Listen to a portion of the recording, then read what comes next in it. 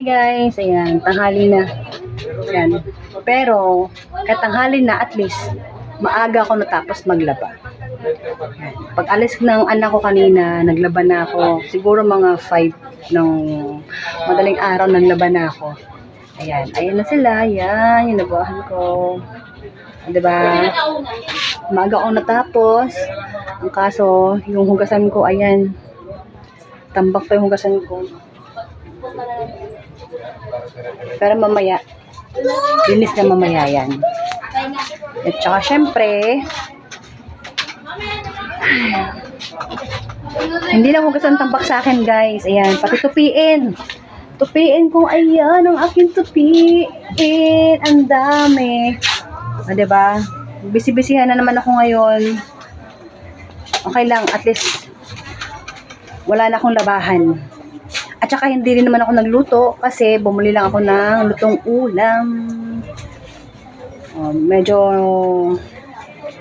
nabawasan yung gawain ko kanina kasi hindi na ako nagluto. Pero nagsayang naman ako.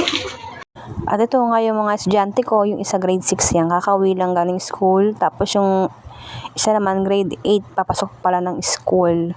Tapos mamaya, yung kinder ko, ihahatid ko sa school at hihintayin ko hanggang 3 o'clock. Yan. Dito na ako sa school, hinihintay namin yung mga anak namin. Ito yung mga kaibigan ko dito sa school. Siyempre, pauwi na rin kami. At ito nga, pag-uwi ko, ayan, tinupi ko na yung mga tupiin ko. Kasi nga, nakakalat na dito sa loob ng bahay. Na inaalala ko baka ihian ng anak kong mabait. Diyos me. Sayang naman tong pinagpaguran ko. Hindi pa nga natutuyo yung mga nilaban ko. Tapos ito madudumihan lang. Kaya tinupi ko na siya kaagad pag uwi namin galing school. Madami-dami din to. Baka pag hindi ko patupiin to, maabutan pa ng mga nakasampay sa labas. Ayan. Natapos ko ng tupiin yung mga tupiin ko.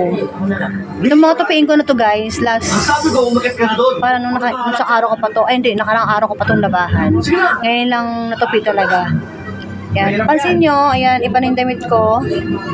Kasi nga naligo ako kanina dahil hinatid ko yung estudyante ko sa school. Tapos, pagka-uwi, ayan, hinarap ko na yung mga tupiin ko.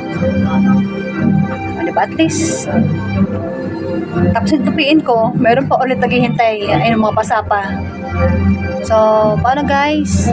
Salamat sa panonood sa videos ko. Bye-bye! God bless!